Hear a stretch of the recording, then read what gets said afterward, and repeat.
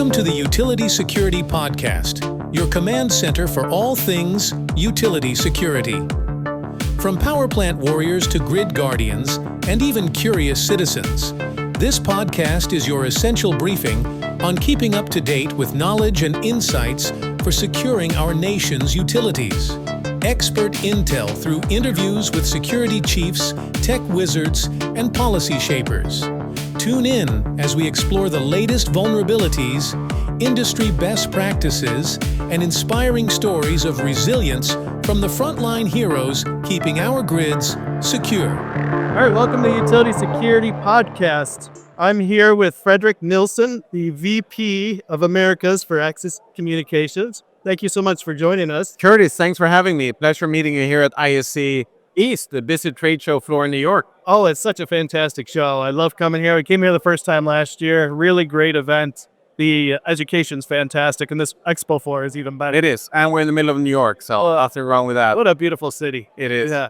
I want to go ahead and dive right in. First, can you tell our listeners a little bit more about yourself and Access Communications? Absolutely. So I'm Fredrik Nilsson. I'm running the Americas for Access Communications. Access Communications is the global leader in video surveillance, and especially in the IP camera space that we invented 25 plus years ago. And we've grown it today to be close to a $2 billion company. US and Americas is majority, almost 60% of our sales. And we work predominantly in the video surveillance space with the large Fortune 100 companies, with local schools, with hospitals, with transportation agencies, with retailers, and of course, a lot with utilities as well. So we have a lot of experience there. And we have now reached out into more of an IoT devices as well. So we also do audio, IP-based intercom, and IP-based access control, which is also widely used by different utilities. 5,000 people globally, mostly engineers sitting back in Sweden developing these fantastic products we see here, or close to half of the staff. And here in the Americas, we around 700 people working strictly through partners, distributors and resellers to get out to the large end customers for those installations. And we have a large ecosystem of partners, technology partners, many of them here today, Milestone, Genetec, etc., that integrate our devices into their overarching solutions. So that's a short intro of Axis. Oh, great intro. And that's why we're excited to do this podcast. Such a great organization, and you work so much with utilities. And, that's a great transition. I want to get to some topics about utilities and security. So let's go ahead and dive in. I want to start in the area of cyber attacks, which are continuing to grow at an alarming pace. I mean, the statistics are kind of overwhelming when you see them. It's faster and faster. So, what can utilities do with large budgets, and maybe the utilities with not so large budgets do, to be better equipped to handle cybersecurity challenges? I think there's a lot of things. Cyber is both technology and a lot of things that you have implemented in your cameras and the products to make it possible to be cyber secure. Yeah. We have FIPS 140-2 in all our products now, and that 140-3 in all new launch cameras, which is a little additional chipset to make them more cyber secure. We have our cloud platforms, SOC 2 certified, and we've all kind of different secured firmware, secure boot in the cameras that are kind of protocols for providing good cybersecurity. But all that said, I think cybersecurity has most to do with processes within organizations. How you use those technologies that are out there, how you design your network, and more importantly, what you do to keep the cyber hygiene up by means of updating devices when there's vulnerability found and there's new software being launched for our products. So we spend a lot of effort not only on those technologies, but also on our development philosophy, how we develop the software in our organization. If we find a vulnerability, there's some hole in the product in some protocol, we can patch that up and do a new firmware for our around 200 different devices within days, sometimes hours, and spin a new firmware, because that's the way we develop products. And also we never OEM any product, everything is home developed. And then we also have tools that makes it very easy to quickly deploy them in a facility, or even more importantly, in a remote to remote devices if they're connected to the cloud or if they're connected to your own private network as well. So as much as you have all these technologies, you also have to have a development philosophy in the company and the tools and the dialogue and the processes to make sure any customer, including utilities, knows what to do when, not if, but when this happened. Because as you say, it's a huge issue and it's not going to go away. You just got to figure out how to do it. So we invest a lot of time and effort. We have speaking sessions here and at other shows, and we have education as well through our Access Academy program to educate partners and end customers on how to deal with cybersecurity.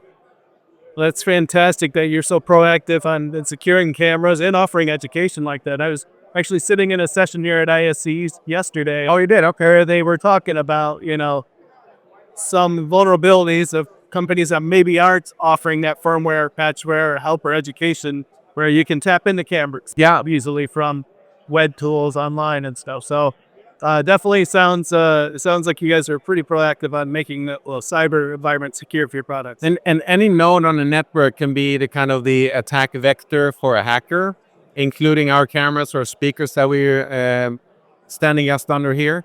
And I think a lot of organizations have more of our devices because there's a lot of cameras and it's not as speakers than any other device.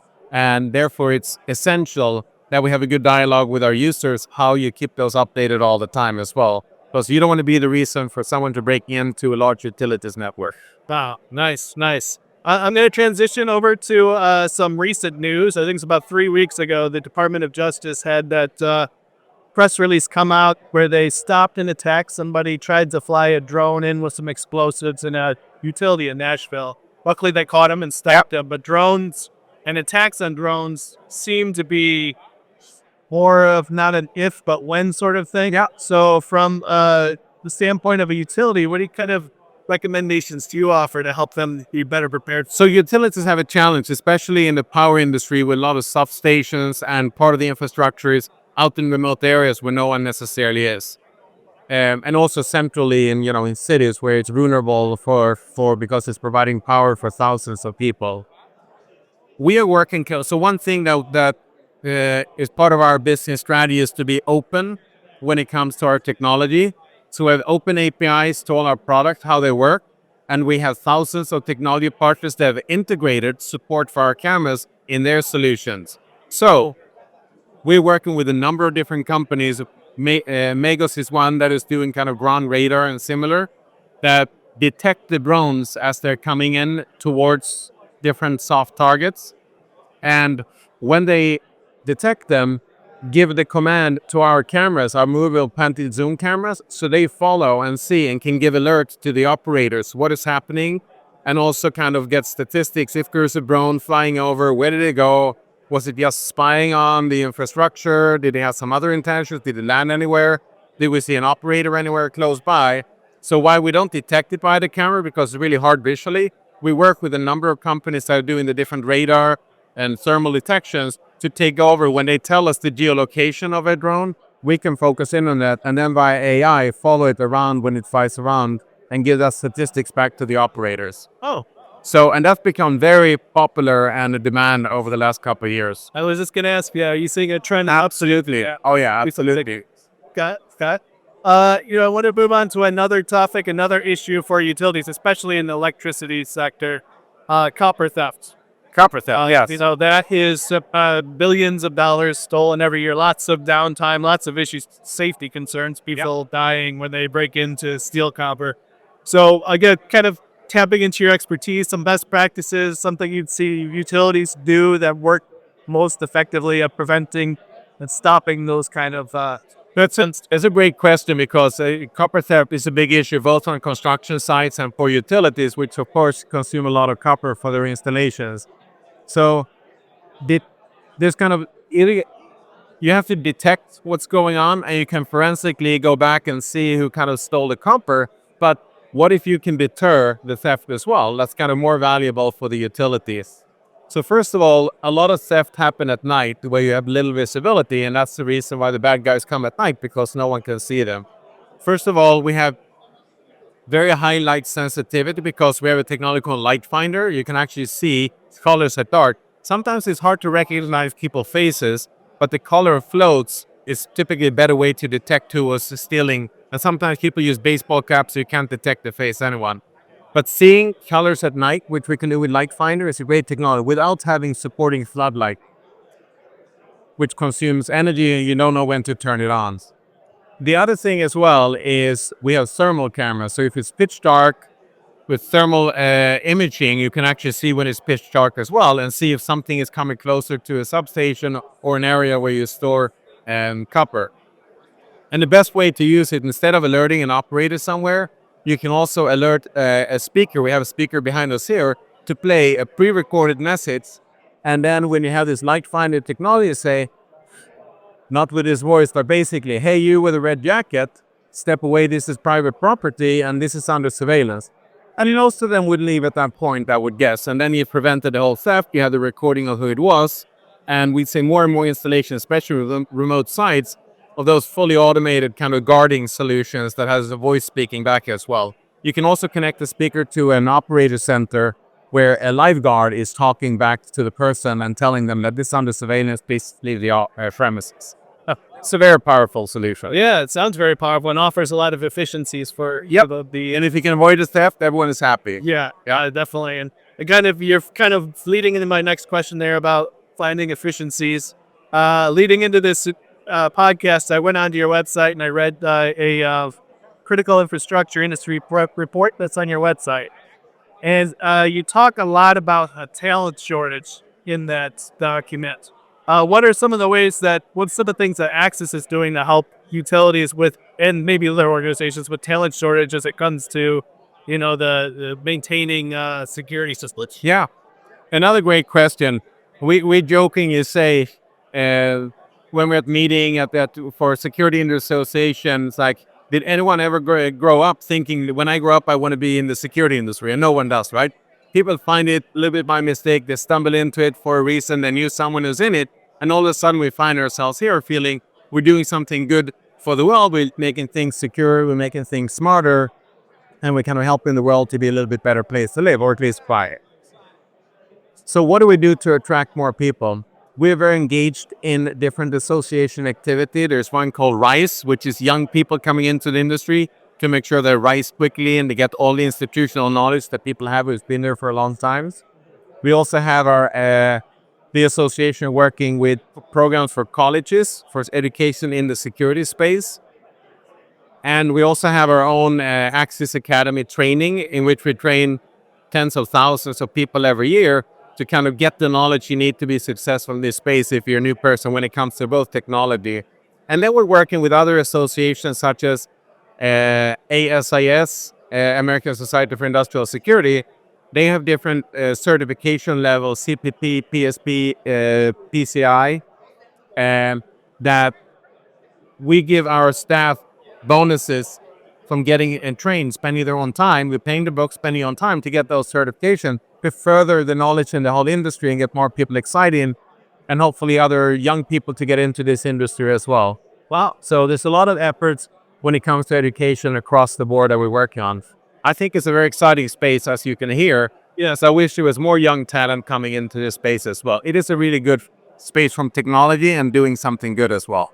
Yeah, that's fantastic. Again, it sounds like a lot of effort. It's a great initiatives that you guys are taking part of. I'm going to turn to a new topic that I hear about every 3 seconds. Okay. At a security show, AI. AI, yes, of course. Yeah, I'm going to edit some of this audio using AI. Yeah. It's definitely a buzzword that just continues to go and move forward. I just want to talk a little bit about AI in the state it is today. Okay, where you see the evolution moving toward in access as you move into 5 years from now, 10 years from now, where you're anticipating that going? So first of all, we have talked about AI for 20 years in this industry, and it's sort of the holy grail. And the reason it's the holy grail, if you look at the investment or spending in security in all of America, South and North America, every year, it's around $65 billion that large businesses, large governments spend on making facilities, cities, airports, schools, hospitals secure, to say. So 80% of that spend goes to manual labor, installation, maintenance, but predominantly guarding and monitoring.